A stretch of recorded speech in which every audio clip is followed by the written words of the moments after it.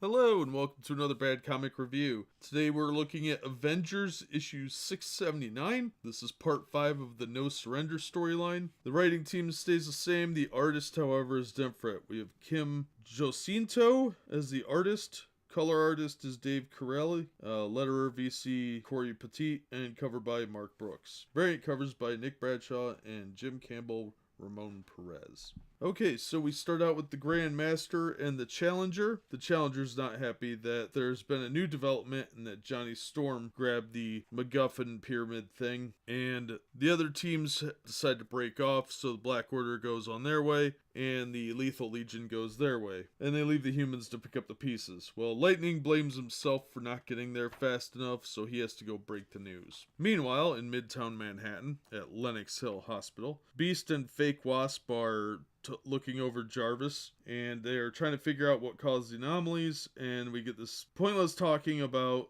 all the things that he could have been exposed to over the years, and they're calling it Avengers Fever. It's really dumb. Then we go over to Rome, where a girl Thor is talking to Rogue, whose hair actually looks normal for once, and Lightning shows up to tell them that the torch is gone, and they think he's dead, obviously. But he's actually encased in some sort of crystal, so of course he's not dead because that would ruin the Marvel 2-in-1 book. And we're at the Grandmaster's Cosmic Game Room, where these guys are talking, and the Game Master's explaining why he picked Earth as a battlefield, because it's the Avengers' homeworld primarily, but they also beat Galactus, they beat Thanos, they beat the Phoenix, and he considers it the ultimate playing field. Well, we start to learn more about the Challenger, and he is in fact one of the ancient race of primordials who were the first species. Now, there were several of them back then, and there's the Gardener, which is still a stupid name, the Gamesman, they were the Collector, the Gardener, and the Grand Master, but he was the original Grand Master, not the other guy, and he lost the game, which got him exiled, and the blue guy we know as Grand Master became the Grand Master. Well, this guy had to fight his way back into the universe. Then they have to pick their new targets, which are these little pyramid things. Now, the pyramids that they're hunting for in the contest are called Priomids, and this time the Challenger chooses the air one and the Grandmaster chooses ice. Obviously, with Johnny Storm being encased in one of these crystals, the other one has Black Dwarf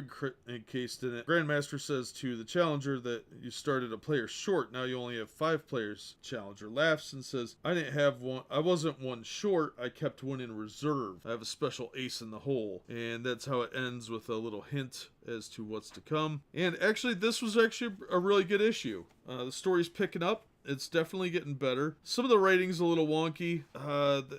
It feels a little forced in the dialogue sometimes. But the art wasn't bad. I think the detailing work needs a little bit. Whenever they do a pulled back shot, distance shot, it's very hazy and lack of detailing. But otherwise, the artist was really good. I don't know who this person is. I can't say much about their track record with the art, but I can say that it is pretty good in here. It's not really my style, but I don't know who Kim Jacinto is, but pretty decent art. And this story was definitely improving as it goes. So I do like that now we know who the Challenger is and what's going on a little bit more. Yeah, I would actually recommend this one. This was a good issue compared to the others. Part 4, issue 678 was pretty good. It's okay. Nothing spectacular. This one was actually pretty solid. So it's getting better, I hope, but it might just be that they switched writers. I think Al Ewing wrote this one because his name is first on the book. But overall, a pretty solid issue. Definitely an improvement, but we'll see how it plays out. It might just be an outlier. I don't really trust Marvel to give me a good $4 worth of entertainment very often anymore. But this one was definitely the best part so far, in my opinion. Yeah.